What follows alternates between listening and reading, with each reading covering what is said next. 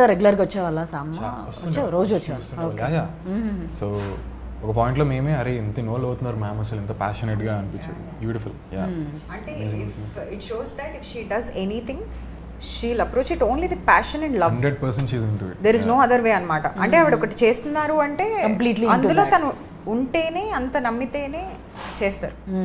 లేదంటే ఏదో ఒక బిజినెస్ అన్నట్టు అసలు అప్రోచ్ ఉండదు తనది. బికాజ్ ఇఫ్ యూ సీ తన మిగతా యునో మిగతా వెంచర్స్ అండ్ అవి కూడా she does it with passion anything.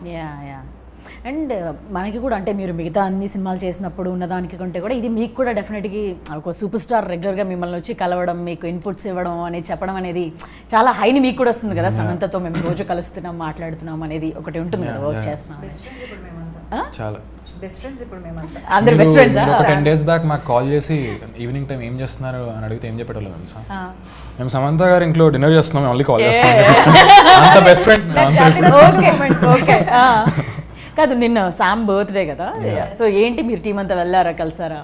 లేదు యాక్చువల్గా అంటే బెస్ట్ ఫ్రెండ్స్ ఇంట్లో భోజనాలు అన్నారు. అంటే మేము డబ్బింగ్ చెప్తున్నాం, జాతిరత్నాల టైప్ లో ఉందండి మాకు. డబ్బింగ్ చెప్తున్నాం. So best friend